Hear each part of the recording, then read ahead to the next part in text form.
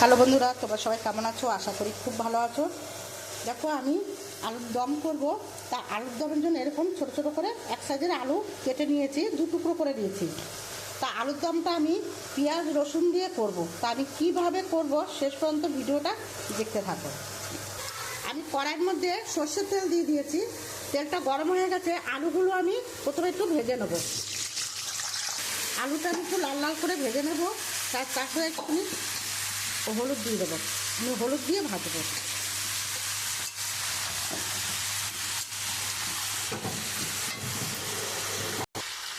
আমি আলুগুলো লাল লাল করে একটু ভেজে নিয়েছি। এবার আমি তুলে নেব। দেখো, ওই আলু ভাজার তেলের মধ্যে আমি শুকনো লঙ্কা, তেজপাতা আর জিরে ফোড়ন দিয়ে দেবো।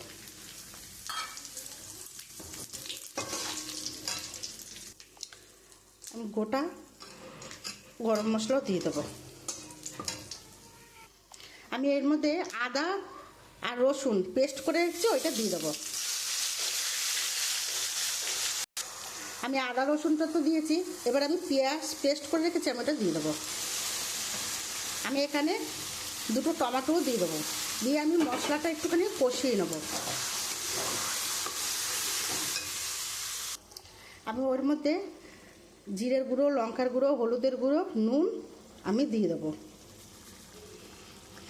দিয়ে এবার মশলাটা আমি খুব ভালো করে কষিয়ে নেব যতক্ষণে গন্ধটা না যাচ্ছে।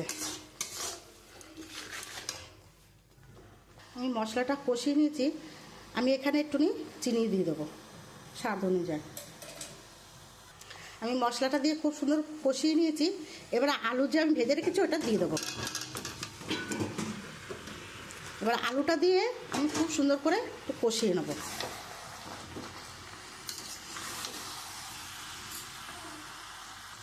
আমি অনেকক্ষণ ধরে কষিয়ে নিয়েছি। এবার আমি এখানে মটরশুঁটিগুলো দিয়ে দেবো।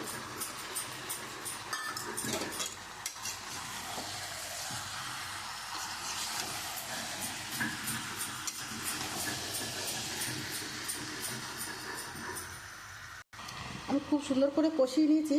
আমি গরম জল আলুর দমে দেবো। খুব সুন্দর করে কষিয়ে নিয়েছি। এবার আমি গরম জলটা দিয়ে দেবো পরিমাণ মতো। আমি বেশি একটা দেবো না, যেহেতু আমি আলুটা ভেজে নিয়েছি।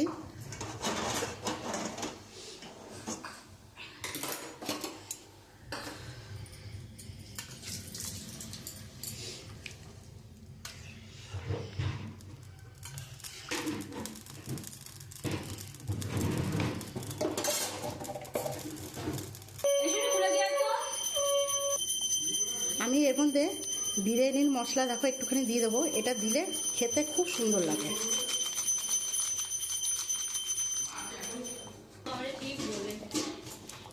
এটা বিরিয়ানির মশলা আমি একটু দিয়ে দেবো।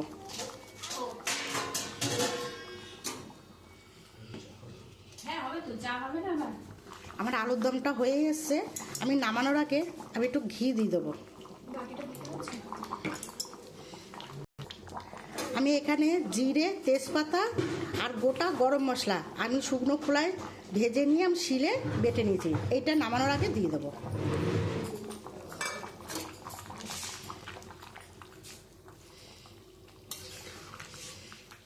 আমি আলাদা করে আর গরম মশলা দেবো না, যেহেতু আমি এটা ভেজে দিয়েছি।